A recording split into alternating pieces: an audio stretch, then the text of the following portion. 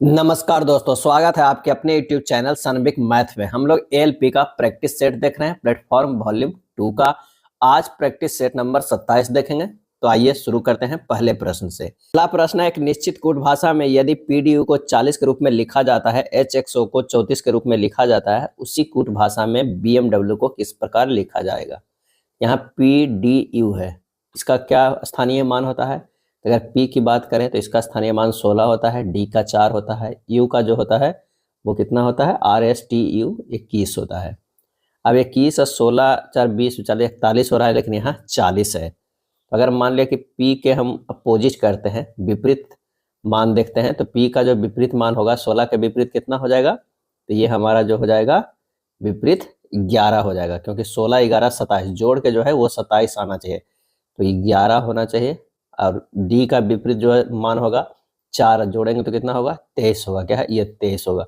You का जो विपरीत मान होगा वो 6 होगा, तो +6, 23 11 हो जाएगा 34, कितना हो जाएगा 34 और 34 छोजे हो जाएगा वो 40 होगा। क्या है, 40 होगा। यानी इसका भी मान 40 हो जाएगा, इसका भी मान 16 4 20, ये आ रहा था कितना 41 आ रहा था, तो यहाँ तो है 40, तो 40 जो है विपरीत मान का है। क्या है, विपरीत मान का। उसी तरह अगर हम एच एक्स ओ को चेक करेंगे तो एच का विपरीत जो होगा 19 होगा, एक्स का विपरीत 3 होगा, ओ के विपरीत 12 होगा। सबको जोड़ेंगे तो ये कितना हो जाएगा, 34 हो जाएगा, 34 जो कि यहाँ पर है। तो हमारा जो निकालना है कितना, बीएमडब्ल्यू बी का जो मान होता है 2 होता है, एम का मान जो होता है वो कितना होता है 13 होता है, और डब्ल्यू का जो मान होता है वो कितना होता है, यू भी डब्ल्यू यानी 23 होता है। क्या है, 23 है। 2 को अगर विपरीत देखा जाए तो 25 होगा, 13 के विपरीत देखा जाए तो 14 होगा, और 23 का विपरीत देखा जाए तो 4 होगा। यानी 25 14 और 4 जोड़ेंगे तो कितना होगा, 43 होगा। आंसर जो हमारे पास आ जाएगा वो सी आएगा। यानी स्थानीय मान जो है उसका विपरीत करके, जो दिया हुआ है उसका विपरीत करके उसे जोड़ दिया गया है। आंसर हमारा हो जाएगा सी हो जाएगा।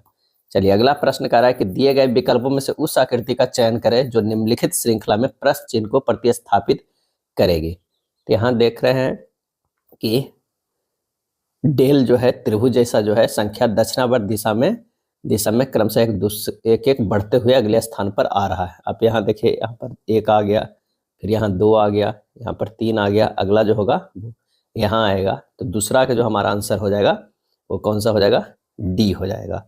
अगला कथन है कि कथन एवं निष्कर्ष का कि सभी फल वाइन है। अगर मान लिया कि ये फल है तो सभी फल क्या हो जाएगा, ये वाइन हो जाएगा, ये वाइन हो जाएगा। कुछ वाइन जो है वो जूस है, कुछ वाइन जो है वो जूस है, तो यहाँ पर ये हो जाएगा जूस है। उसके बाद सभी जूस अल्कोहल है, सभी जूस जो है वो क्या है, अल्कोहल है। ये सभी जूस जो हो जाएगा ये अल्कोहल अल्कोहल हो जाएगा। अब यहाँ से हमें निकालना है, कुछ अल्कोहल जूस है, बिल्कुल सही। कुछ वाइन अल्कोहल है, सही है। कुछ वाइन फल है, ये भी सही है। आंसर जो हमारा हो जाएगा तीसरा के बी हो जाएगा। तीसरा का जो हो जाएगा, सॉरी ए नहीं, तीसरा का जो हो जाएगा बी, सभी निष्कर्ष जो है वो अनुसरण करेगा। क्या है, अनुसरण करेगा।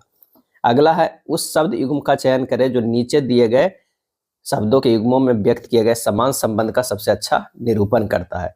राज महल, तो क्या होगा, साध्वी और मठ। क्या है, साध्वी और मठ होगा। जिस पर राजा का निवास स्थान महल कहा जाता है, उसी प्रकार साध्वी का निवास स्थान को क्या कहा जाता है, मठ कहा जाता है। अगला है जब दर्पण के दाहिने ओर रखा जाता है तो कौन सी आकृति दी गई प्रश्न आकृति को सटीक दर्पण जो है वो प्रतिबिंब होगा। तो इसका जो सही आंसर हो जाएगा वो कौन सा हो जाएगा, सी हो जाएगा। क्या है, सी हो जाएगा। अगला है उस विकल्प की आकृति का चयन करें जिसमें प्रश्न में दी गई आकृति निहित है, घुमाने की जो है वो अनुमति नहीं है, घुमाने का अनुमति नहीं है। तो आप देखिए यहाँ पर जो ये है क्या है, यहाँ पर ये है, तो आंसर हमारा हो जाएगा कौन सा, बी हो जाएगा। क्या है, बी होगा। निम्नलिखित द्रव्यों में किसका पृष्ठ तनाव अधिक है, किसका जो है पृष्ठ तनाव अधिक है, आंसर हो जाएगा बी, H2O का। जल के अणुओं के बीच अंतर आणविक आकर्षण बल का मान अधिक होता है जिसके कारण इसका पृष्ठ तनाव अधिक होता है। अणुओं के बीच लगने वाले सहसंजक बल के कारण द्रव्यों में पृष्ठ तनाव का गुण होता है। पृष्ठ तनाव के कारण ही द्रव्यों की सतह पर क्षेत्रफल कम करने की प्रवृत्ति होती है। ताप में वृद्धि होने से पृष्ठ तनाव जो है वो घटता है। क्या है, घटता है।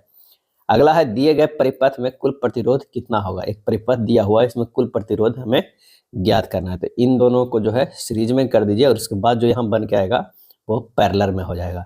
तो 10 और 10 सीरीज में होकर 20 हो जाएगा। अब जो हमारे पास आया एक 20 ओम के हो गया और एक जो है वो कितना का है, तो एक जो हो गया वो 10 ओम का, और दोनों जो है वो पैरेलल में है। क्या है, पैरेलल में है। तो पैरेलल में 1 जो है आर पैरेलल बराबर होता है 1/20 प्लस 1/10 हो जाएगा। यहाँ 20 ले लीजिए, 1 + 2 हो जाएगा, 3/20 हो जाएगा। क्या है, 3/20 हो जाएगा। आरपी बराबर होगा 20/3। आंसर हमारा जो हो जाएगा कौन सा हो जाएगा, डी हो जाएगा। क्या है, डी। अगला प्रश्न है कि इंद्रधनुष के संदर्भ में गलत उत्तर को चुनिए। गलत उत्तर को चुनिए और इसका सही आंसर हो जाएगा डी। कोई प्रेक्षक इंद्रधनुष तब देख सकता है जब सूर्य उसके सामने होता है। ये जो है वो गलत है। इंद्रधनुष सूर्य के प्रकाश के विक्षेपण, अपवर्तन और परावर्तन का संयुक्त प्रभाव है। ये सही है। जब किसी जल की बूंद में प्रकाश की किरणों को 2 बार आंतरिक परावर्तन करती है तो कोई द्वितीयक इंद्रधनुष बनता है। ये भी सही है। द्वितीयक इंद्रधनुष में वर्णों के क्रम उत्क्रमित हो जाता है। ये भी सही है। इंद्रधनुष 2 प्रकार के होता है, प्राथमिक इंद्रधनुष और द्वितीयक इंद्रधनुष। जल की बूंद में प्रकाश के किरण अगर 2 बार क्या होगा, अपवर्तन, 2 बार अपवर्तन तथा 1 बार जो है वो पूर्ण आंतरिक परावर्तन, आंतरिक परावर्तन अगर होता है तो ये क्या कहलाता है, ये प्राथमिक इंद्रधनुष। क्या है, प्राथमिक इंद्रधनुष कहलाता है। इंद्रधनुष कहलाता है। अगर जल की बूंदे में प्रकाश की किरणें 2 बार अपवर्तन तथा 2 बार जो है वो पूर्ण परावर्तन होता है, 2 बार पूर्ण आंतरिक परावर्तन होता है, तो उसके कारण द्वितीयक जो है इंद्रधनुष बनता है। द्वितीयक इंद्रधनुष में बैंगनी रंग सबसे ऊपर तथा लाल रंग सबसे नीचे होता है, जबकि प्राथमिक में है बैंगनी रंग सबसे नीचे, लाल रंग जो है सबसे ऊपर होता है। अगला है 10वां नंबर प्रश्न। यदि अवतल दर्पण क्या है, यदि अवतल दर्पण की वस्तु की दूरी u और प्रतिबिंब की दूरी v है, भी हो -20 सेंटीमीटर तथा वस्तु के आकार और प्रतिबिंब का आकार दोनों 4 सेंटीमीटर हो तो दर्पण की वक्रता त्रिज्या जो है वो r क्या होगा। यहाँ पर कह रहा है कि u जो है कितना है, -20 सेंटीमीटर, v जो है -20 सेंटीमीटर, h2 जो दिया हुआ है 4, क्या है, वस्तु का आकार जो दिया हुआ है h1 जो दिया हुआ 4 है, h2 जो दिया हुआ है 4 सेंटीमीटर। तो 1/f बराबर होता है 1/v प्लस u। 1/f बराबर 1/-20 प्लस 1/-20। f बराबर होगा -10 सेंटीमीटर। अब r निकालना, r बराबर 2f होता है, 2 गुना -10 बराबर कितना होगा, 20 सेंटीमीटर माइनस में। आंसर हमारा जो हो जाएगा वो डी हो जाएगा। क्या है, डी। अवतल दर्पण में यदि वस्तु की वक्रता त्रिज्या c पर रखा जाता है तो प्रतिबिंब वक्रता त्रिज्या पर ही उल्टा एवं वस्तु के बराबर बनता है। अगला है अधातुओं में ऑक्साइड प्रकृति में खाली स्थान होते हैं और इसका आंसर हो जाएगा ए, अम्लीय होते हैं। अधातुओं में ऑक्साइड प्रकृति में अम्लीय होते हैं। एल्युमिनियम ऑक्सीजन से अभिक्रिया करके एल्युमिनियम ऑक्साइड Al2O3 बनाती है। धातुओं के ऑक्साइड एवं हाइड्रोक्साइड प्रकृति में क्षारीय होती है। धातुओं के अगर ऑक्साइड एवं हाइड्रोक्साइड प्रकृति में क्षारीय होते हैं। अगला है x के किस मान के लिए समानता x प्लस मोड x बराबर 2x सत्य है। तो यहाँ पर जो है x प्लस मोड x बराबर 2x है। यहाँ जो है मोड x क्या है, मोड x बराबर x तब होगा जब x ग्रेटर इक्वल देन 0 होगा। मोड x बराबर -x तब होगा जब x जो है वो क्या होगा, लेस देन 0 होगा। अतः x क्या है, अतः जो है x प्लस मोड x बराबर 2x तब होगा जब x ग्रेटर इक्वल देन 0 होगा, क्योंकि x प्लस x ये जुट के 2x हो जाएगा। तो आंसर हमारा जो हो जाएगा वो C हो जाता है। क्या है, C। यदि समीकरण x² बटा a प्लस x बटा b प्लस 1/c बराबर 0 का मूल दूसरे का व्युत्क्रम है तो निम्नलिखित में कौन सा जो है वो सही है। माना कि जो पहला मूल है जो अल्फा है तो दूसरा मूल क्या हो जाएगा, 1/अल्फा हो जाएगा। अब मूलों का गुणनफल अल्फा गुना 1/अल्फा बराबर क्या हो जाएगा, 1/c बटा 1/a, यानी हमारा जो हो जाएगा वो कितना, 1 बराबर हो जाएगा 1/c इंटू a बटा 1, यानी a बराबर जो है वो c हो जाएगा। क्या है, a बराबर c हो जाएगा। आंसर जो हमारा हो जाएगा डी हो जाएगा। अगला है यदि आरोही क्रम में दिव्यासीन बटन एक है कि माध्यिका 8 है तो x का मान निकालना है। तो सबसे पहले तो सजाना है आरोही क्रम में, तो ये सजा हुआ है 1 3 5 7 9 x 15 और 17। पदों की संख्या 8 है यानी सम संख्या है, तो माध्यिका बराबर जो हो जाएगा, माध्यिका बराबर हो जाएगा 8वें पद के 2 से भागा दीजिए तो क्या हो जाएगा 7 है, क्या है 8वें पद के 2 से भागा यानी चौथा पद, तो ये एक जो है वो 7 होगा और एक 9 होगा। 7 + 9 बटा 2 बराबर 8। अतः बटन आरोही क्रम में व्यवस्थित है, यानी 9 जो less equal than x less equal than 15 होगा।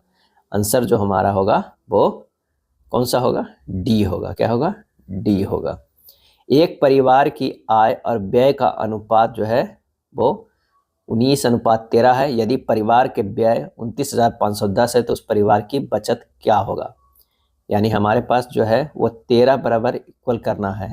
13 बराबर कितना है, 29,510 दिया हुआ है, तो बचत कितना हो रहा है, आय था 19 और खर्चा था 13, तो बचत हो रहा था कितना, 19 - 13 बराबर 7 और 7 करें 6 हो जाएगा। क्या है, 6 हो जाएगा। अब 13 यूनिट बराबर इतना, तो 6 यूनिट बराबर कितना हो जाएगा, 29,510 बटा 13 से भागा करके 6 से गुना कर देंगे तो आ जाएगा, बिल्कुल आ जाएगा 13,620 आ जाएगा। 13,620 ऑप्शन जो हो जाएगा वो सी हो जाएगा। अगला है, किसी धनराशि पर 20 वर्षों के लिए प्राप्त साधारण ब्याज उस धनराशि का 2/5 है। वार्षिक ब्याज दर हमें ज्ञात करना है। अगर मान लिया कि कह रहा है कि धनराशि कितना है 100, धनराशि जो है वो कितना है, तो वो है 100, समय कितना है, कह रहा है 20 वर्ष, ब्याज जो हो रहा है वो कितना हो रहा है 100 गुना 2/5 हो रहा है यानी 40 हो रहा है, तो दर निकल जाएगा, बिल्कुल आ जाएगा। दर जो हो जाएगा ब्याज गुना 100 बटा मूलधन गुना समय बराबर कितना होगा 2%। आंसर जो हमारा हो जाएगा वो डी हो जाएगा। पुरानी दिल्ली में लाल किले पर प्रधानमंत्री भारतीय राष्ट्रीय ध्वज को किस राष्ट्रीय त्योहार पर फहराते हैं, और इसका सही आंसर हो जाएगा ऑप्शन सी, स्वतंत्रता दिवस पे। क्या है, स्वतंत्रता दिवस पे, यानी हर प्रत्येक वर्ष 15 अगस्त को। कुमायूं हिमालय हिमालय के पूरब से पश्चिम विभाजन के अनुसार इनमें से किन दो नदियों के बीच स्थित है। आंसर हो जाएगा बी, सतलज और काली। क्या है, सतलज और काली। कुमायूं हिमालय सतलज नदी और काली नदी के मध्य 320 किलोमीटर लंबा क्षेत्र है। यह उत्तराखंड राज्य में स्थित है। इसकी सबसे ऊंची चोटी जो है वो कौन सा है, नंदा देवी है। क्या है, नंदा देवी है, 7817 मीटर है। नेपाल हिमालय काली नदी और तीस्ता नदी के मध्य है। अगर बात किया जाए, कभी कभी पूछ लिया जाता है कि नेपाल हिमालय, तो ये हो जाएगा काली नदी और तीस्ता नदी। क्या है, तीस्ता नदी के मध्य स्थित है। और कश्मीर हिमालय की अगर बात करें, कश्मीर हिमालय की बात करें तो ये जो है वो सतलज और सिंधु, क्या है, सतलज और सिंधु नदी के बीच स्थित है। अगला है, भारत का सर्वोच्च कानून अधिकारी कौन होता है, और इसका आंसर हो जाएगा बी, भारत के अटॉर्नी जनरल। क्या है, भारत के अटॉर्नी जनरल। भारतीय संविधान के भाग 5 के अनुच्छेद 76 के तहत भारत के अटॉर्नी जनरल पद का जो है सृजन किया गया है। यह भारत सरकार का मुख्य कानूनी सलाहकार और सभी कानूनी मामलों पर केंद्र सरकार को सलाह देता है। अगला है, एक लड़की की तस्वीर को देखकर वेरोनिका ने कहा, लड़की की तस्वीर देखकर जो है वो वेरोनिका ने कहा। अगर मान लिया कि ये तस्वीर है और ये कोई जो है वो वेरोनिका है। क्या है, वेरोनिका है, तो उसने क्या कहा कि वह मेरे पति, वेरोनिका का कोई जो होगा वो पति होगा, यहाँ पर ये हो जाएगा कोई, वह मेरे पति के भाई पति के भाई की बेटी, भाई की कोई बेटी होगा, बेटी की माँ है। क्या है, माँ है। इधर ये जो होगा बेटी की माँ है, तो यानी भाई की बेटी की माँ, यानी ये दोनों जो है वो पति पत्नी होगा, यानी ये जो है वो पत्नी होगा और ये भाई है। अब कह रहा है कि तस्वीर में दिख रही लड़की से वेरोनिका किस प्रकार, लड़की से जो है वो वेरोनिका किस प्रकार संबंधित है, यानी हो जाएगा हमारे पास जो है तस्वीर में दिख रही लड़की से वेरोनिका, तो ये पति के भाई, दोनों भाई है, तस्वीर वेरोनिका, तो ये तो देवरानी या जेठानी हो सकती है, दोनों क्या है, देवरानी या जेठानी। आंसर जो हमारा हो जाएगा वो 20 के बी होगा। वेरोनिका से देवरानी या जेठानी के रूप में। पति तथा वेरोनिका का पति दोनों आपस में भाई है और उसकी पत्नी है, ये इसकी पत्नी है, तो देवरानी या जेठानी होगा। आंसर है 21 नंबर प्रश्न के कि कागज के टुकड़ों को मोड़ने के क्रम में क्या मिलेगा, तो आंसर हो जाएगा ऑप्शन बी होगा। क्या है, बी होगा। कथन है टीम ए के विद्यार्थियों ने पिछले सीजन में खेले गए 20 गेम में से 14 गेम हारे। टीम ए के विद्यार्थी खेल की तुलना में शिक्षा में अधिक रुचि रखते हैं। टीम ए के विद्यार्थी दुर्भाग्यशाली हैं। और इसका सही आंसर हो जाएगा सी, ना तो निष्कर्ष एक और ना ही पालन कर रहा है। ऐसा इसलिए कि पिछले सीजन में खेले गए 20 गेम में 14 गेम हारे हैं। इससे स्पष्ट नहीं होता है कि टीम ए के विद्यार्थी खेल की तुलना में शिक्षा में अधिक रुचि रखते हैं और वे दुर्भाग्यशाली है। ये ऐसा जो है पता नहीं चल रहा है।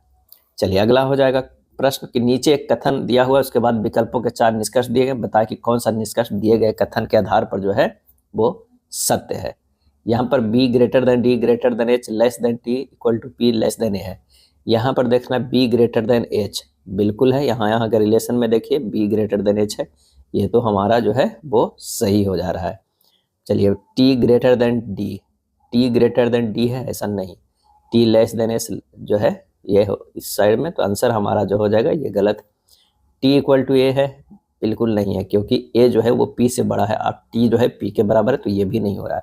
b लेस देन t जो है ये भी नहीं हो रहा है, तो आंसर हमारा कौन सा हो जाएगा, a हो जाएगा। उस संख्या का चयन कीजिए जो निम्नलिखित श्रेणी में प्रश्न चिन्ह के स्थान पर आएगा। यानी यहाँ पर जो दिया हुआ है वो कितना दिया हुआ, 15, 21, 33, 51, 75। तो 15 से 21 अगर देखते हैं तो +6 किया गया है, 21 से 33 +12 किया गया है, 33 से 51 जो किया गया +18 किया गया, 51 से 75 प्लस जो है वो 24 किया गया, यानी 6 के बढ़ रहा है। 6 12 6 18 6 24 6 5 30, अब 75 प्लस 30 हो जाएगा, कितना हो जाएगा 105। आंसर जो हमारा हो जाएगा बी हो जाएगा। यदि संख्या 8 3 5 6 4 7 के प्रत्येक विषम अंक में 2 जोड़ा जाता है और प्रत्येक सम अंक में 3 घटाया जाता है, तो इस प्रकार की नई संख्या में बाईं ओर से दूसरे और दाईं ओर से दूसरे स्थान पर मौजूद अंकों का योग कितना होगा। प्रत्येक विषम अंक में 2 जोड़ने पर, प्रत्येक सम अंक में 3 घटाने पर यह बन जाएगा 5 5 7 3 1 9। अब बाएं से दूसरा कौन हो जाएगा, 5 हो जाएगा, और दाएं से दूसरा जो हो जाएगा 1 हो जाएगा, और इन दोनों को जो है अंकों का योग कितना होगा, 5 + 1 = 6 हो जाएगा। आंसर हमारा होगा ए हो जाएगा। विद्युत परिपथों के लिए किरचॉफ के पहले और दूसरे नियम का जो परिणाम है वो क्या है, आवेश और ऊर्जा के संरक्षण का है। तो इसका जो आंसर हो जाएगा वो बी हो जाएगा, आवेश और ऊर्जा के संरक्षण का है। पहला नियम कहता है किसी विद्युत परिपथ में किसी बिंदु या संधि पर मिलने वाली धाराओं को बीजगणितीय योग जो है वो 0 होता है। अगर मान लिया कि यहाँ से एक बिंदु है, यहाँ से यहाँ है, अगर मान लिया कि ये धारा इधर से आ रहा है, I1 इधर से आ रहा है, I2 इधर से आ जा रहा है, I3, और ये बाहर निकल रहा है I4, ये जो होगा I5, तो क्या कर रहा है, बीजगणितीय योग 0 होना चाहिए। यानी I1 + I2 + I3 - I4 + I5 = 0 होना चाहिए। ये किरचॉफ का जो है वो प्रथम नियम है। द्वितीय नियम कहता है कि किसी बंद परिपथ में विद्युत वाहक बल EMF के बीजगणितीय योग उस परिपथ के प्रतिरोधकों के सिरों पर उत्पन्न विभवांतर के बीजगणितीय योग के बराबर होता है। यानी शुरुआत में जब कहा जा रहा था वो धाराओं के बीच में, यानी ये जो है वो आवेश के जो है संरक्षण पे निर्भर करता है, और अगले बार में द्वितीय नियम में जो कह रहा है विभवांतर के बारे में, यानी ऊर्जा के बारे में कह रहा है, तो ये ऊर्जा के संरक्षण पे आधारित है। तो आंसर हमारा हो जाएगा वो बी हो जाएगा। मेंडल ने मटर पर किए गए अपने प्रयोगों के लिए निम्न में से कौन से लक्षण का चयन नहीं किया था, और इसका आंसर हो जाएगा ऑप्शन बी, फूल की स्थिति का। रंग, बीज के रंग का, फूल के रंग का, फूल के आकृति के किया था, लेकिन फूल की स्थिति के लक्षण का चयन नहीं किया था। ये काफ़ी इंपॉर्टेंट है और ये कई बार जो है प्रश्न पूछा गया है कि फूल की स्थिति यानी पोजीशन के बारे में ये नहीं बताया था। फल का नहीं, फूल के बारे में ये वे लक्षण जो पीढ़ी दर पीढ़ी संचरित होते हैं, आनुवंशिक लक्षण जो है कहलाते हैं। अगला है निम्नलिखित में से किस गैस के सल्फर डाइऑक्साइड और कार्बन मोनोऑक्साइड के साथ मिलने की वजह से अम्ल वर्षा होती है, और इसका सही आंसर हो जाएगा नाइट्रोजन ऑक्साइड। क्या है, नाइट्रोजन ऑक्साइड। यदि वर्षा जल का pH मान 5 जो है वो 6 से कम होता है तो उसे क्या कहते हैं, अम्ल वर्षा कहते हैं। क्या है, अम्ल वर्षा कहते हैं। अम्ल वर्षा मुख्यतः सल्फर डाइऑक्साइड और नाइट्रोजन के ऑक्साइड जल से विक्रिया करके क्रमशः सल्फ्यूरिक अम्ल और नाइट्रिक अम्ल बनाता है, जो वर्षा जल का pH मान जो है वो घटा देता है। क्या है, घटा देता है। न्यूक्लियोसाइड है। क्या है न्यूक्लियोसाइड, और इसका आंसर जो हो जाएगा वो हो जाएगा ए, शुगर प्लस एक नाइट्रोजन युक्त जो है वो बेस है। ब्रेड मोल्ड या राइजोपस में जनन होता है, और इसका आंसर हो जाएगा सी, बीजाणु गठन के द्वारा। बीजाणु गठन के द्वारा 2.3 के पावर रेकरिंग प्लस 4.3 के पावर रेकरिंग का मान क्या होगा? तो 2.3 रेकरिंग को इसे लिख सकते हैं सीधे सीधे, पहले ये जोड़ भी देंगे क्योंकि 3 और 3 रेकरिंग बराबर है, तो ये 6 जो हो जाएगा कितना, 4.3 रेकरिंग प्लस 2.3 रेकरिंग, ये हो जाएगा 6.3 रेकरिंग हो जाएगा, 6 3 3 6 हो जाएगा, सॉरी 6.6 रेकरिंग हो जाएगा जोड़ने पर। और इसे लिख सकते हैं 66 माइनस 6, 1 पे रेकरिंग है बटा 1 पे है, तो ये हो जाएगा 9, यानी 60/9 बराबर 20/3 हो जाएगा। तो आंसर हमारे पास जो हो जाएगा ऑप्शन बी होगा। क्या है? बी हो जाएगा। एक निश्चित शहर की जनसंख्या में पहले वर्ष में 5%, दूसरे वर्ष में 8% वृद्धि होती है, जनसंख्या का कुल प्रतिशत वृद्धि क्या होगा? तो क्रमागत वृद्धि का निकालते हैं किस तरह, 5 + 8 + 5 गुना 8/100 करते हैं, 13 + 0.4 हो जाएगा 13.4%, 13.4%। आंसर जो हो जाएगा वो क्या हो जाएगा? बी हो जाएगा। अगला है, एक कक्षा के 14 विद्यार्थियों की औसत आयु 17 वर्ष है। यदि उस कक्षा में 32 वर्ष की आयु का एक नया विद्यार्थी शामिल होता है तो इन 15 विद्यार्थियों की औसत आयु जो है वो कितनी होगी? तो सबसे पहले तो कुल आयु निकालना होगा। कुल आयु अगर आप करेंगे तो 14 विद्यार्थियों का औसत आयु 14 गुना 17 हो जाएगा। क्या है? 14 गुना 17 हो जाएगा। अब 32 वर्ष की आयु के एक विद्यार्थी आ गया, यानी 14 गुना 17 प्लस जो हो जाएगा ये 32, डिविजेबल बाई अब कितना है? अब 15 है। जब इतना कर देंगे तो हमारे पास जो आ जाएगा वो कितना आ जाएगा? 18 आ जाएगा। आंसर हमारा जो हो जाएगा कितना? 18 बी हो जाएगा। निम्न में से वह न्यूनतम संख्या कौन सी है जो 27, 36, 56, 12 और 10 को पूरी तरह विभाज कर सके? पूरी तरह विभाज कर सके। वह न्यूनतम संख्या कौन सी है? इतना इतना से पूरी तरह विभाज्य हो। क्या? विभाज्य हो कह रहा है, यानी 27, 36, 56, 12 और 10 का हमें क्या निकालना है? एलसीएम निकाल लेना है, एलसीएम निकालना है। तो जब ये एलसीएम निकालिएगा तो हमारा आ जाएगा कितना? 7560। 7500 कितना आ जाएगा? 60 आ जाएगा। यही जो है न्यूनतम संख्या जो इन सब से पूरी तरह विभाज्य होगा। आंसर हो जाएगा बी हो जाएगा। अगला प्रश्न है कि मोहन 4000 में एक पुराना मोबाइल खरीदता है और उसकी मरम्मत पर 500 रुपया खर्च करता है। यदि वह मोबाइल को 5000 में बेचता है तो उसका लाभ प्रतिशत कितना हो जाएगा?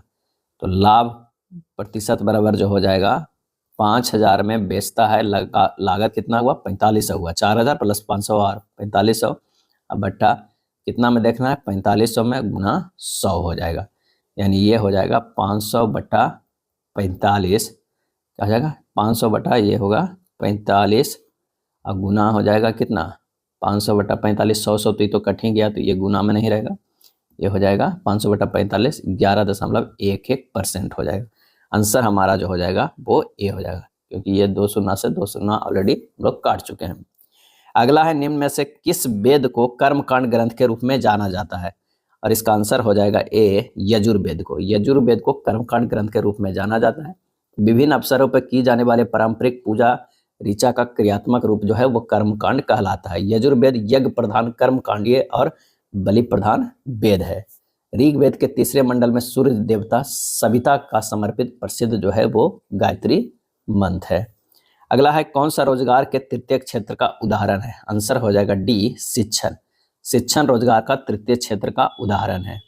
तृतीय क्षेत्र में आता है व्यापार, होटल, रेस्तरां, परिवहन, संचार, भंडारण, वित्तीय सेवाएं, बैंकिंग सेवा, रियल एस्टेट, लोक प्रशासन एवं प्रतिरक्षा, चिकित्सा एवं अन्य सेवाएं जो आता है। आंसर हो जाएगा कौन सा? वो हो जाएगा 37 के डी। निम्नलिखित में कौन सा त्यौहार प्रतिवर्ष जनवरी के महीने में मनाया जाता है? और इसका सही आंसर जो 38 का हो जाएगा वो सी हो जाएगा, पोंगल। पोंगल त्यौहार प्रतिवर्ष जनवरी के महीने में मनाया जाता है और यह दक्षिण भारत के जो है वो तमिलनाडु, क्या है, तमिलनाडु में मनाया जाने वाला कृषि से संबंधित हिंदू पर्व है। उगादि कर्नाटक तथा आंध्र प्रदेश और तेलंगाना के लोगों द्वारा मनाया जाने वाला पर्व है। महाराष्ट्र में उगादि का जूड़ी पड़वा के नाम से भी जाना जाता है। केरल में ओणम पर्व के अवसर पर पुलिकली नामक बाघ नृत्य करने का भी प्रसिद्ध परंपरा है। बीसू केरल में हिंदुओं द्वारा मनाया जाने वाला नव वर्ष का त्यौहार है। अगला है, यदि 1 अप्रैल 2017 को शनिवार था तो 12 मई 2017 को सप्ताह का कौन सा दिन था? यानी 1 अप्रैल 2017 से 12 मई 2017 के बीच अगर कहा जाए तो 29 + 12 दिन आया, यानी 41। 41 से 7 से भागा देंगे, 6 जो है विषम दिन आ जाएगा। क्या है? 6 विषम दिन आ जाएगा।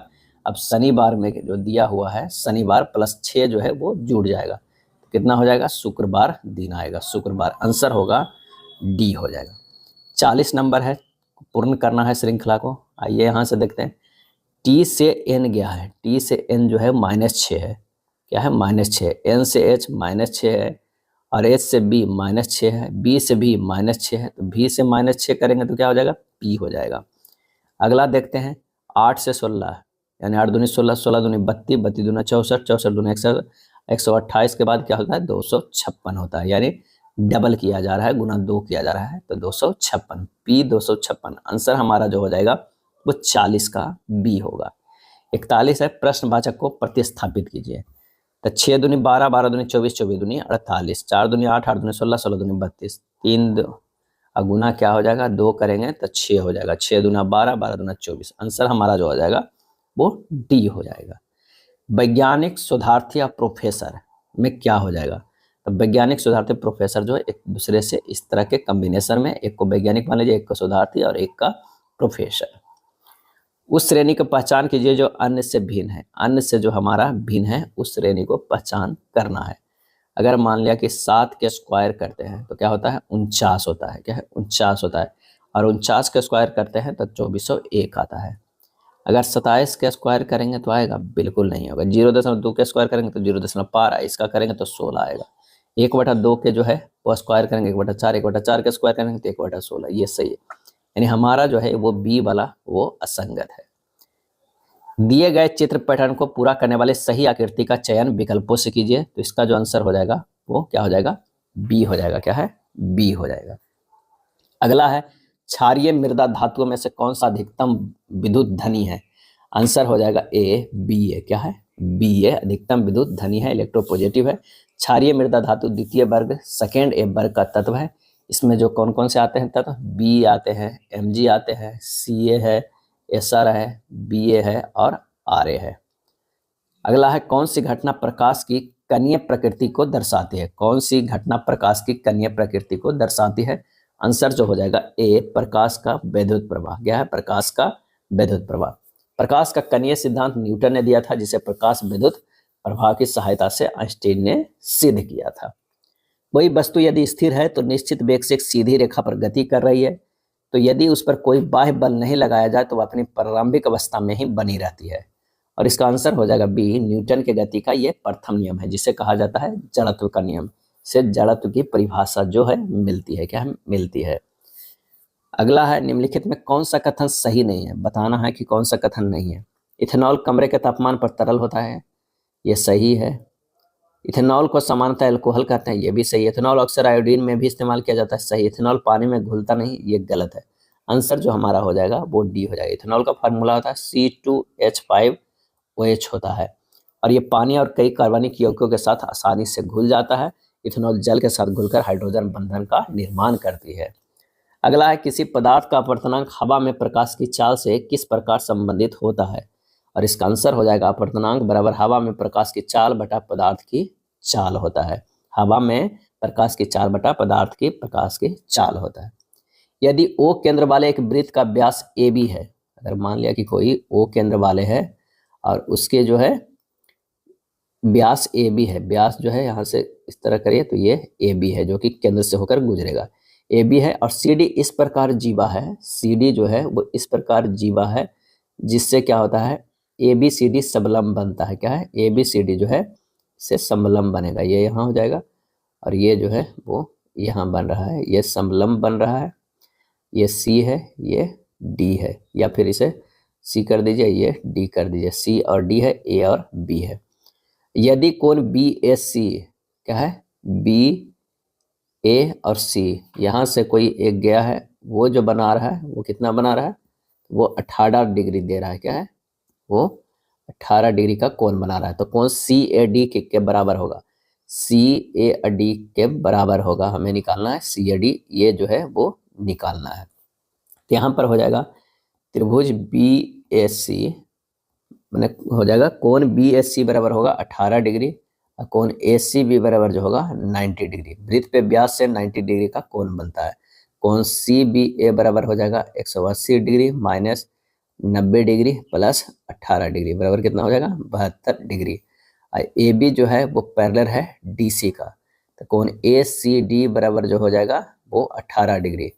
अब कोण ए डी सी प्लस कोण सी बी ए बराबर कितना हो जाएगा 180 डिग्री। क्या है 180 डिग्री। तो यहाँ से निकल जाएगा कोण ए डी सी बराबर कितना हो जाएगा 180 डिग्री माइनस 72 डिग्री बराबर हो जाएगा कितना 108 डिग्री। क्या है 108 डिग्री। और त्रिभुज ए डी सी में देखना है, त्रिभुज ए डी सी में जो है वो देखना है।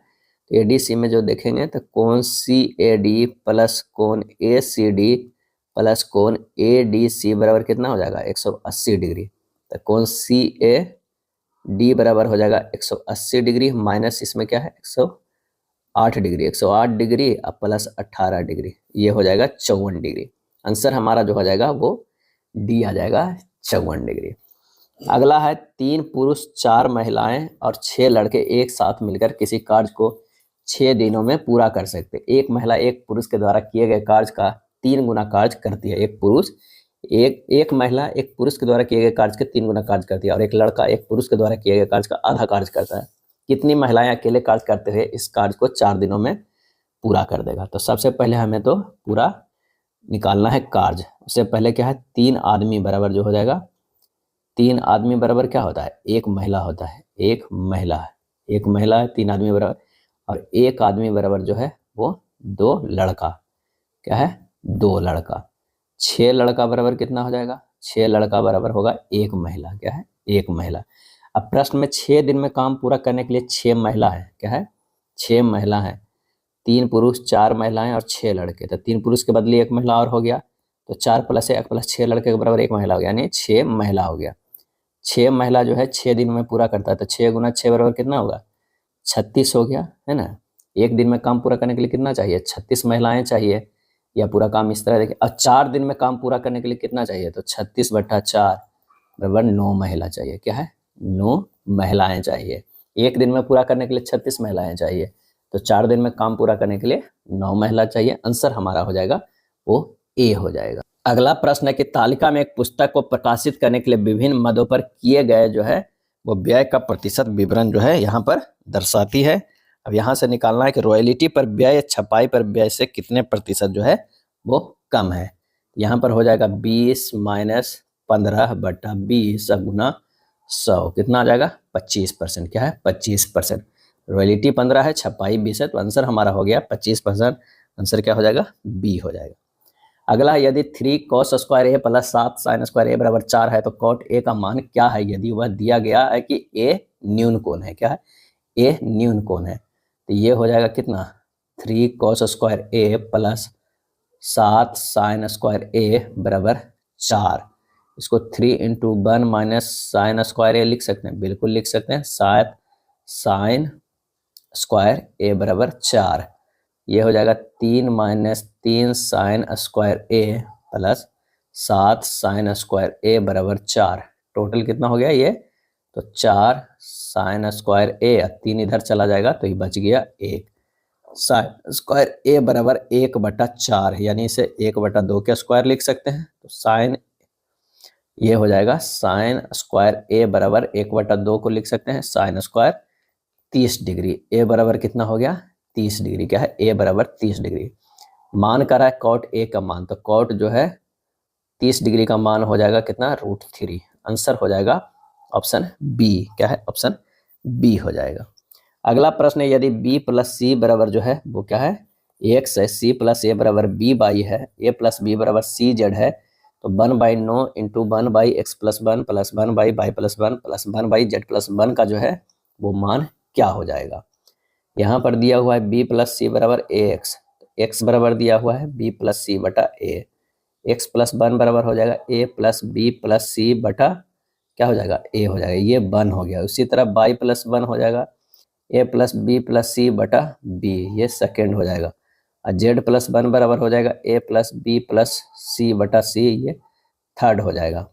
अब तीनों से हमें निकल जाएगा क्या, तो ये हो जाएगा, यहाँ पर से मान निकाल लीजिए कि 1/9 इंटू 1/, तो 1/, हो जाएगा a plus b plus c plus b/, a plus b plus c plus हो जाएगा c by a plus b plus c हो जाएगा। ये तो कट जाएगा, यानी हमारा जो आ जाएगा वो ये 1/9 के बराबर हो जाएगा। ये सारा जो है आप एलसीएम लेकर करिएगा तो ये कट जाएगा, आंसर हो जाएगा बी। 54 के जो है वो बी हो जाएगा। अगला है पेरिस ओलंपिक 2024 में भारतीय खिलाड़ी नीरज चोपड़ा ने भाला फेंक में कौन सा पदक जीता है? तो आंसर हो जाएगा ऑप्शन बी, रजत पदक। कितना दूरी फेंक कर? तो 89.45 मीटर। ये भी कई बार पूछा जाता है, 89.4 मीटर फेंक कर जो है वो भाला फेंका। और स्वर्ण पदक जो जीता है उन्होंने रिकॉर्ड 92.97 मीटर फेंका था, पाकिस्तान के अरशद नदीम। क्या है? पाकिस्तान के अरशद नदीम। जुलाई 2024 में नेपाल में कौन प्रधानमंत्री बने? नेपाल में कौन प्रधानमंत्री बने? आंसर हो जाएगा बी, केपी शर्मा ओली। क्या है? केपी शर्मा ओली। निम्नलिखित सादृश्य एनालॉगी में प्रश्न चिन्ह को प्रतिस्थापित कर सकने वाले पद का चयन कीजिए। यहाँ पर स्टाइल है। क्या है? स्टाइल है। एस का जो होता है 19 होता है, टी का होता है 20 होता है, बाई का 25 होता है, एल का होता है 12, आई का होता है 5। अगर आप सबको जोड़िएगा तो कितना हो जाएगा? 81 के बराबर हो जाता है। तो आप अराइवल को भी जोड़ सकते हैं। अराइवल को अगर जोड़िएगा तो ये भी हो जाएगा कितना? 1 + 18 + 18 + 9 + 22 + 1 + 12, ये भी जो है वो 18 के बराबर 81 के बराबर होता है। क्रैक का जो होता है वो क्या होता है? सी का होगा 3 + 18 + 1 + 3 + 11, ये भी जो होगा वो 36 के बराबर है। अब इसमें देखना किसका 36 के बराबर है। तो अगर हम राइट का चेक करते हैं, राइट का, क्योंकि ये 18 + 9 + डी के 4 + ई के 5, 5 4 9 18 और 18 18 क्या हो रहा है? 36 हो रहा है। तो आंसर हमारा जो आता है बी। आंसर क्या हो जाएगा? बी हो जाएगा। राम और श्याम भाई है, रेखा सरिता की पुत्री है, सरिता श्याम की पत्नी है। रेखा का राम से क्या संबंध है? कह रहा है कि राम और श्याम भाई है, राम और श्याम भाई है, रेखा सरिता की पुत्री है। क्या है? सरिता की पुत्री है। यहाँ से करते हैं, राम और श्याम जो है वो भाई है और रेखा जो है वो सरिता की क्या है? सरिता की पुत्री है। कौन है? पुत्री है रेखा। रेखा। सरिता श्याम की पत्नी है। क्या है? श्याम की पत्नी है। रेखा का राम से क्या संबंध है? रेखा का राम से क्या संबंध है? राम से देखना है तो ये भाई का बेटी भतीजी हो जाएगी। क्या है? भतीजी। आंसर हो जाएगा ए। 4 व्यक्ति राम, श्याम, मोहन तथा हरि ताश खेल रहे हैं। क्या है? ताश खेल रहे हैं। इस तरह मोहन हरि के सामने बैठा हुआ है। मोहन हरि के सामने नहीं बैठा है। हरि के सामने नहीं बैठा है। हरि जो है श्याम के दाएं बैठा है। हरि जो है वो श्याम के दाएं बैठा हुआ है। श्याम के सामने कौन बैठा है? तो श्याम तो ये हो जाएगा, श्याम के दाहिने तरफ जो बैठा हुआ है वो हरि बैठा है, तो इधर बैठा हुआ है राम। श्याम के सामने कौन बैठा हुआ है? तो मोहन बैठा हुआ है। तो आंसर हमारा 59 के बी होगा। 60 नंबर प्रश्न है कि एक देश में कोई भी कर्मचारी सामूहिक सरकारी ड्यूटी करते समय उसके द्वारा किए गए कोई भी आपत्तिजनक कार्य को मुकदमे से उन्मुक्ति का दावा नहीं कर सकता है। पूर्व धारणा है, सरकारी ड्यूटी निभाते समय सरकारी कर्मचारियों को आपत्तिजनक कार्य करने की संभावना रहती है। कानून की दृष्टि में सभी समान है। और इसका आंसर जो हो जाएगा वो सिर्फ 2 सही है, केवल 2 अंतर्निहित है। कानून की दृष्टि में सभी समान है। नीचे दिए गए किसी पास के 3 विभिन्न स्थितियां दी गई है, 4 के विपरीत सतह पर कौन सा है? तो 1 4 यहाँ है, 1 4 यहाँ है, इसके बगल में 2 और 6 3 और 5 है। ये सब तो नहीं हो सकता है। 4 के विपरीत जो है वो कौन कौन नहीं हो सकता? 6 नहीं हो सकता, 2 नहीं हो सकता, 3 नहीं हो सकता, 5 नहीं हो सकता। ये सब जो है वो नहीं हो सकता। तो बच गया कौन सा? तो 4 ही 5 ही, अंत में बच गया 1 ही विपरीत होगा। आंसर होगा हमारा डी। घोड़ा, घुड़सवार, मोटर, उसके बाद क्या हो जाएगा? आंसर जो हमारा हो जाएगा वो हो जाएगा ए, सोफर। क्या है? सो जिस प्रकार घोड़ा पर घुड़सवार बैठता है ठीक उसी प्रकार मोटर पर सोफर या चालक बैठता है। अगला है, इनमें से कौन सा पासा नीचे दी गई खुली हुई आकृति के समान है? यहाँ पर ध्यान रखना है कि कैसे इसे अरेंज करते हैं। तो यहाँ पर देखिए, 1 छोड़ के जो होता है वो अपोजिट होता है, यानी 2 का जो है विपरीत होगा वो क्या होगा? 5 होगा। और 1 का विपरीत 4 होगा। 1 का विपरीत जो है वो 4 होगा। यहाँ 3 के विपरीत 6 होगा। 3 के विपरीत 6 हो जाएगा। क्या है? 3 के विपरीत 6। अब किसी भी पासे में संगत फलक कभी भी विपरीत फलक नहीं होता है। क्या है? विपरीत फलक नहीं होता है। अगर सपोज दैट हम 4 चेक करते हैं तो 1 यहाँ दिखना नहीं चाहिए था, लेकिन यहाँ पर 1 दिख रहा है, तो ये तो नहीं होता है। अगर मान लिया कि 5 देखते हैं तो 5 में जो है 3 और 6 तो चलो ये नहीं दिख रहा है, लेकिन 3 और 6 में तो 1 से दिख रहा है। अगर हम 6 से चेक करेंगे तो 3 दिख रहा है, 3 नहीं दिखना चाहिए, तो ये भी हमारा नहीं हो रहा है। यहाँ पर देखते हैं 5 और 2 दिख रहा है, एक साथ तो नहीं है, जबकि 5 2 अपोजिट है। यहाँ पर देखिए 1 दिख रहा है, 2 दिख रहा है, 3 है, यानी हमारे जो है ये साइड वाला 1 होना चाहिए या ये साइड वाला। तो आंसर हमारा जो हो जाएगा वो डी हो जाएगा। जुकाम होता है, क्या है, जुकाम होता है, और इसका आंसर जो हो जाएगा वो है सी, राइनो विषाणु से होता है। जुकाम राइनो विषाणु से होता है। जुकाम श्वास नली को प्रभावित करता है। निम्नलिखित कथनों पर विचार कीजिए। वह गैस जो बॉयल के नियम, चार्ल्स के नियम और एवोगैड्रो नियम को पालन करती है आदर्श गैस कहलाती है। क्या है, आदर्श गैस कहलाती है, ये बिल्कुल सही है। गे लुसा के नियम के अनुसार स्थिर आयतन पर किसी निश्चित मात्रा वाली गैस का दाब उसके ताप के व्युत्क्रमानुपाती होता है, ये भी सही है। सिलिकॉन आवर्त सारणी के वर्ग 14 और आवर्त 3 में मौजूद होता है, ये भी सही है। तो आंसर हमारा हो जाएगा 65 के सी। क्या है, 65 के सी हो जाएगा। सूची 1 सूची 2 को मिलान करना है। सोडियम जो है वो चाकू से आसानी से काटा जा सकता है। पारा जो है कमरे के ताप पर द्रव होता है। चांदी जो है वो विद्युत का अच्छा सुचालक है, और सीसा लेड जो है उष्मा का कुचालक है। आंसर हमारा 66 के हो जाएगा सी। क्या हो जाएगा, सी हो जाएगा। एक विद्युत चुंबकीय तरंग के विद्युत और चुंबकीय क्षेत्र जो होता है वो एक ही कला में और परस्पर लंब दिशाओं में होता है। एक विद्युत चुंबकीय तरंग में विद्युत और चुंबकीय क्षेत्र हमेशा 0 डिग्री कला के अंतर पर होता है। अगला है 80% शुद्ध लाइमस्टोन से 11 ग्राम CO2 प्राप्त करने के लिए इसके कितनी मात्रा की आवश्यकता होगी। तो यहाँ होता है CaCO3, formula CaO plus CO2 है। अब ये 1 मोल है, क्या है, 1 मोल है, ये भी जो है 1 मोल है। यहाँ पर जो हो जाएगा 40 प्लस 12 प्लस 48 कितना ग्राम का हो गया, ये 100 ग्राम हो गया। और ये जो हो गया वो 12 प्लस 16 गुना 2 कितना हो गया, 12 प्लस 16 गुना 2 44 ग्राम। क्या है, 44 ग्राम। अब 44 ग्राम जो है वो CO2 का उत्पादन होता है 100 ग्राम जो है, 100 ग्राम कितना CaCO3 के जलने से। 11 ग्राम CO2 का उत्पादन कितना होगा, तो 100/44 गुना 11 यानी 25 ग्राम CaCO3 के। लेकिन लाइमस्टोन CaCO3 80% ही शुद्ध है। तो शुद्ध लाइमस्टोन की मात्रा जो है वो कितना हो जाएगा, तो 25 गुना 100/80 यानी 125/4 यानी 31.2। क्या है, 31.2 ग्राम। आंसर हमारा जो हो जाएगा वो क्या है, बी हो जाएगा, क्योंकि जो है लाइमस्टोन CaCO3 80% ही शुद्ध है। तो 25% तो ऐसे होता है, अगर 100% रहता तो 80% है तो 31.2 ग्राम चाहिए। ऐसे 25 ग्राम में ही वो निकल जाता CO2, 11 ग्राम CO2, लेकिन यहाँ 80% शुद्ध है तो उसे 31.2 ग्राम की जरूरत होगा। निम्न तालिका किसी पुस्तक के पृष्ठ में प्रयुक्त स्वरों की बारंबारता दर्शाती है। ये स्वर है, ये बारंबारता है। दिए गए आंकड़ों के अनुसार कौन सा स्वर 80 बार से कम प्रयुक्त होता है, कौन सा स्वर की बात किया जाए, तो इसका आंसर जो हो जाएगा वो हो जाएगा ए। क्या हो जाएगा, ए हो जाएगा। एक्स और वाई किसी नदी पर जो है वो 2 बिंदु P और Q सीधी रेखा एक्स वाई को 3 बराबर भागों में विभाजित करती है। नदी एक्स वाई के समानांतर बहती है और किसी नाव द्वारा एक्स से Q तक और वाई से Q तक यात्रा में लगने वाले समय का अनुपात 4:5 है। धारा की दिशा में नाव की चाल और नदी की धारा की चाल का अनुपात हमें ज्ञात करना। अब एक्स वाई जो यहाँ पर है वो 2 भागों में P और Q से डिवाइड है, तीनों जो है वो बराबर है यानी डी डिस्टेंस है। अब यहाँ पर माना नाव की चाल 1 किलोमीटर पर आवर और धारा की चाल मान लेते हैं कितना, धारा की चाल जो है मान लेते हैं 20 किलोमीटर पर आवर।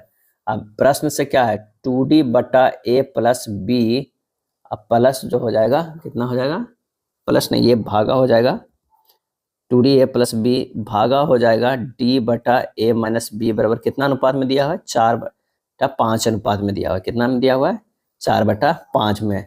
जब इसे आज सोल्व करेंगे तो ये हो जाएगा 2D/A plus B into A minus B, ऊपर चला गया, नीचे जो हो गया वो D हो गया बराबर 4/5 यानी 10A माइनस 10B बराबर 4A प्लस 4B। तो A/B बराबर हो जाएगा 7/3। क्या हो जाएगा, 7/3। तो अभिष्ट अनुपात जो होगा A प्लस B अनुपात B, अभिष्ट अनुपात कितना होगा 1+b/b यानी 7+3 होगा 3 यानी 10:3 होगा। आंसर जो हमारा हो जाएगा वो कौन सा होगा, डी हो जाएगा। क्या है, डी हो जाएगा। 71 नंबर प्रश्न कर रहा है कि निम्न पाई चार्ट ABCDEF 6 भिन्न भिन्न वर्गों में किसी विद्यालय में कक्षा X के 300 विद्यार्थियों को प्रतिशत बार वितरण को निरूपित करता है।